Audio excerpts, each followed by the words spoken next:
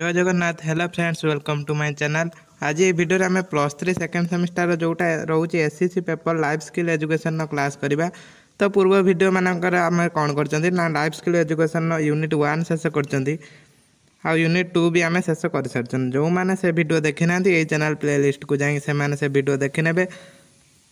अब आज ये वीडियो आम कौन करवा ना यूनिट 3 डिस्कसन करवा। यूनिट 3 को आम कौन करवा ना दुईटी क्लास आम यूनिट 3 संपूर्ण शेष करवा।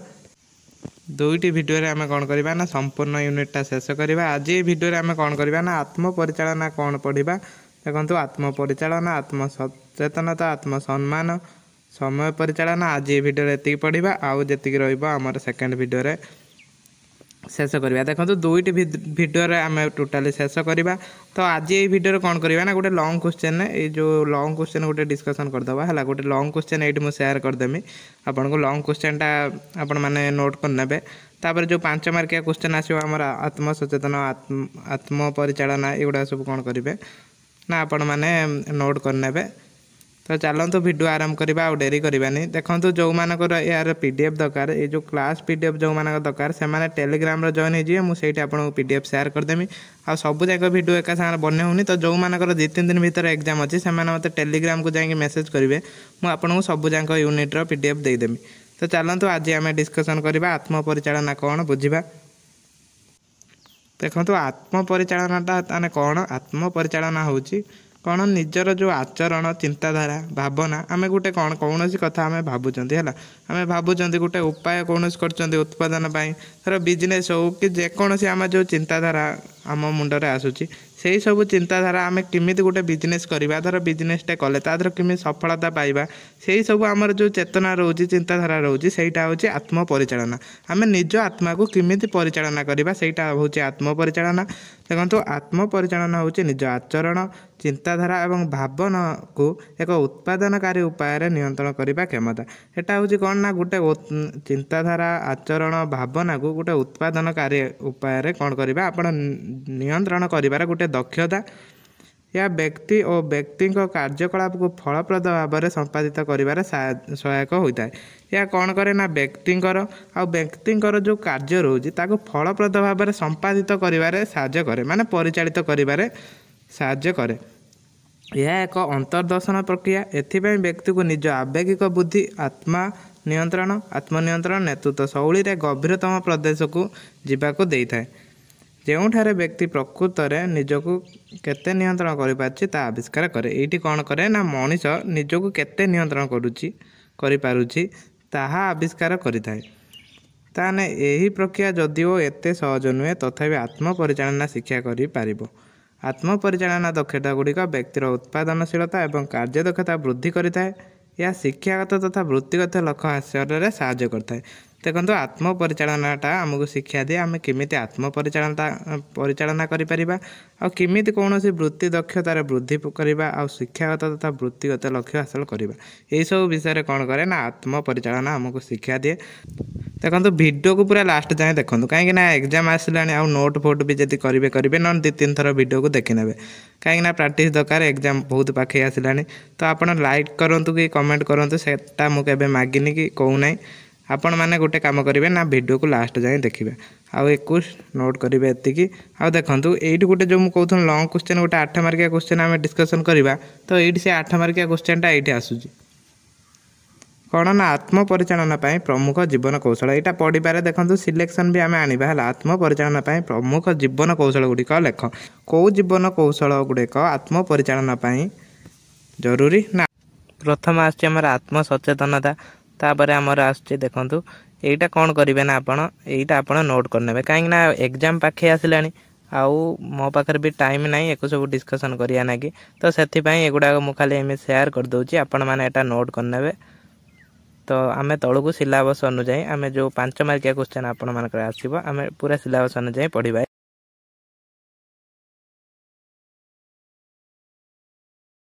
देखो ये आइला कौन आत्म सचेतनता है। प्रथम जोटा थिला आत्म सचेतनता। देखो आम सचेतना अर्थ कौन माने कौन सी गोटे घटना हो है आम जो सजग रुहति सेटा हूँ सचेतनता।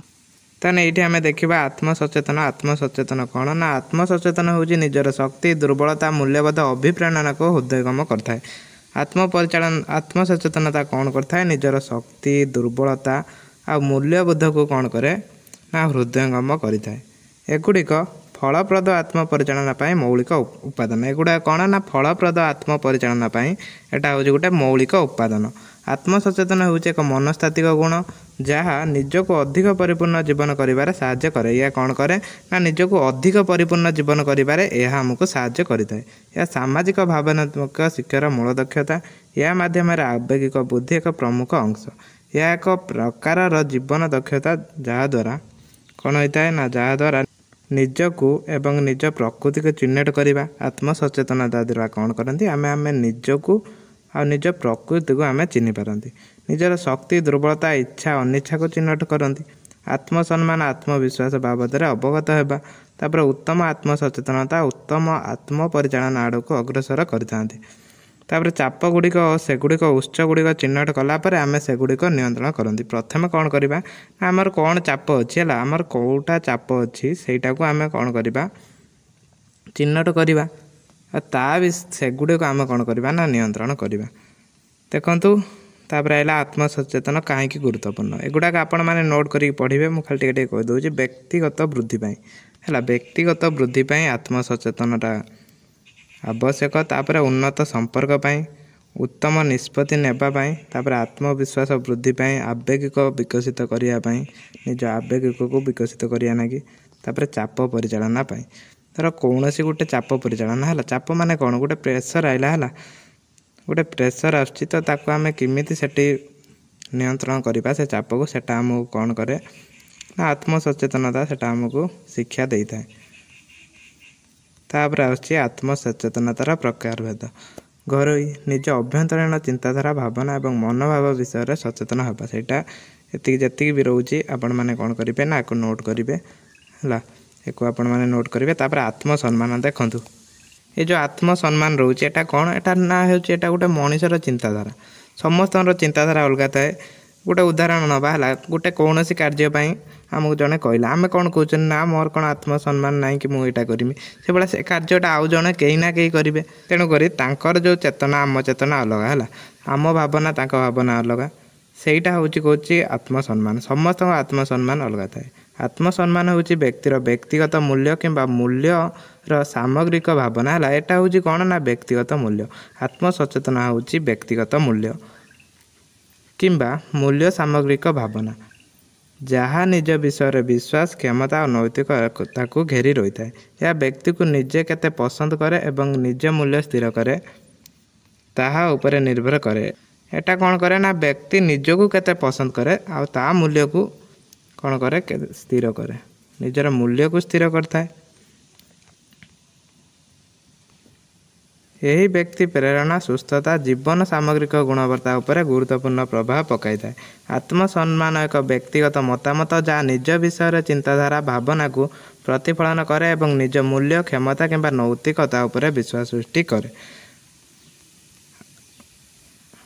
आत्मसम्मान उभय ज्ञानात्मक एवं आवेगिक दिग को जड़ित करिଥାଏ। यह केवल सकारात्मक चिंता करने विषय नुहे बरं निज विषय भूल अनुभव करने विषय मध्य। आत्मसम्मान को प्रभावित करुवा उपादान गुड़ाक रोचे कौन सामाजिक तुलना प्रतिफलन मूल्यांकन। सामाजिक तुलना कौन ना आम समाज बास करुवा कौ लोक सांगर भी आम निजक तुलना करुँच तो सहीटा भी गोटे रोचे आत्मसम्मान। तार जदि सम्मान टी अधिक रोचे कि किसी क्षेत्र में सी अधिक रोचे आम ताकू टपिया सब चाहती। तापर आत्मसम्मान प्रभाव आत्मसम्मान भी प्रकार भेद गुड़िक आप नोट करेंगे।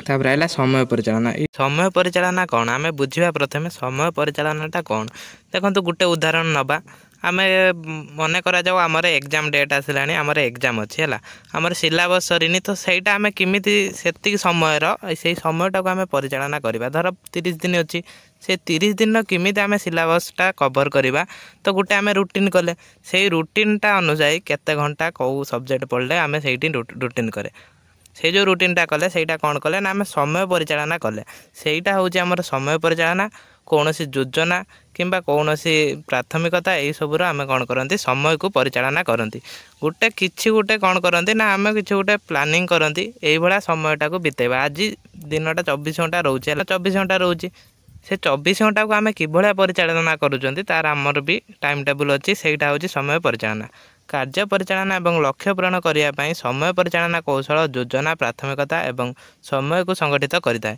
ताने समय परिचालनाटा कौन करे ना योजना प्राथमिकता आ समय को संगठित करें गोटे योजना करता है गोटे समय को परिचालना करवा तो गोटे योजना करवा आम यहाँ आम कौन करवा एति समय कौन करवा ये 2 घंटा कौन करवा जब गोटे घंटा बलूचे आमर कौन करवा सहीटा हूँ समय परिचालना समय परिचालना हूँ विभिन्न कार्यकलाप माध्यम समय योजना और संतुलन रक्षा करने एक पद्धति एक उत्तम समय परिचालना आह्वानपूर्ण एवं कठिन कार्यसूची मध्य एक समय निर्दिष्ट समय सीमा एक निर्दिष्ट कार्य समाप्त करने को साहाय्य करे एटा कौन कहला ये देखो से कथाटा कहला एटा कहला कि गोटे निर्दिष्ट समय सीमार गोटे कार्य समाप्त करवा कार्य समाप्त करने आम कौन करवा ना समय सीमाटा परिचालना करवा ये समय सीमा आम परिचालना करवा आम योजना करके जमी आमर ठीक ठाक समय आमर कार्यटी सर जी समय सर कथा सर हूँ समय परिचालना जमी आम उदाहरण नहीं कौन ना परीक्षा पूर्व सिलेबस सारिबा तेणु समय परिचालना दक्षता से ही दक्षता गुड़िक बुझाए